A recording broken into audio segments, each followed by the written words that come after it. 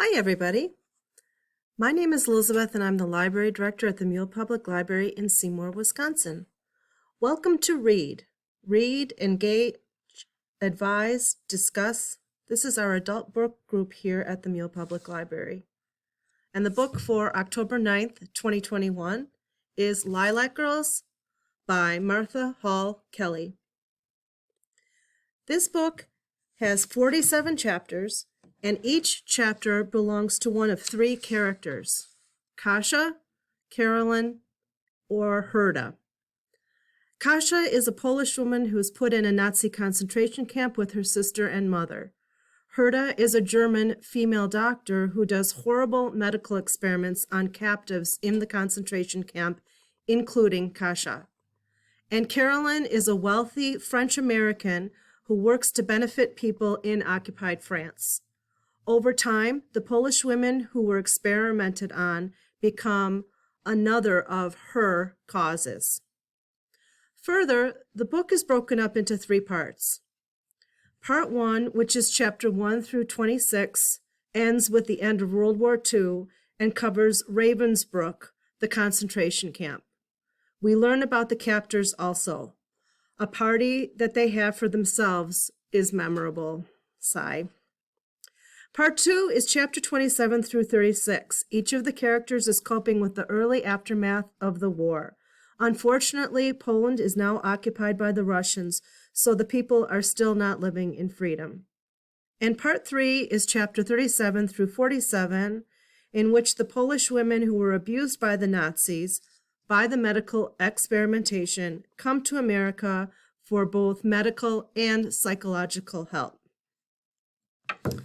So this is a book of historical fiction, and it's based on real people. And as I was reading, there were so many things I wanted to learn about. Prior to reading the book, I had some working knowledge of the horrific experimentation that was done to captives by the Nazis. That was because I visited the Dachau concentration camp in Germany several years ago. This story, though, I did not know until reading the book. The women were called rabbits because both they were experimented on and hopped around afterwards. How sad. It is true. They were called króliki in Polish and lapin in French. Women in the camp figure out how to write letters with their urine to get past the censors. True. This is how the story of the medical experimenting was exposed to the larger world. Ravensbrück concentration camp had some famous prisoners. True. Charles de Gaulle's niece Genevieve was in the camp, and New York City Mayor Fiorella LaGuardia's sister, Gemma. Hiroshima maidens who were disfigured from the atomic bombs came to America for medical and psychological treatment also. True. I never heard of this before the mention of it in this book. Then there's fictional ideas based on fact. For example, Jules, lesbians who dressed up like men and were at times violent in the camp. Beauty Road, the gorgeous scenery that the women walk through to the firing squad.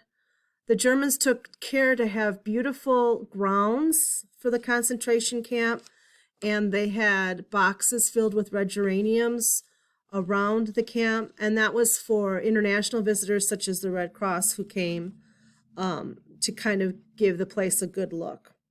In the book, Beauty Road is a game that the captives play about how they want to look and act when they're walking on their last walk to their death. Another fictional idea based on fact, being Catholic myself, I like the scene where Kasia explains to a Jewish girl how to pass for Catholic. And then, not as an excuse, but to inform us, I believe the author creates a background for Herda as being molested and also that she's a cutter.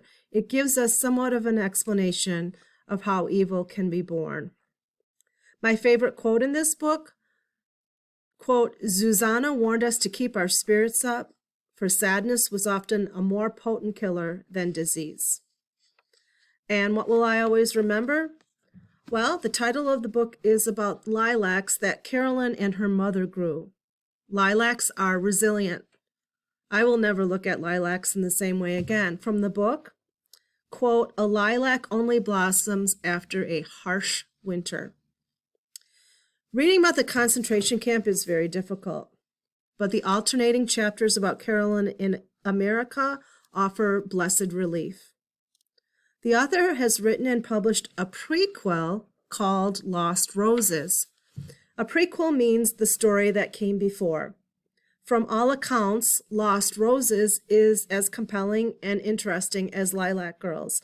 I would recommend both books, even though I have yet to read Lost Roses. Join us next month when we talk about our next selection, Braiding Sweetgrass. If you have read Lilac Girls, please add comments below.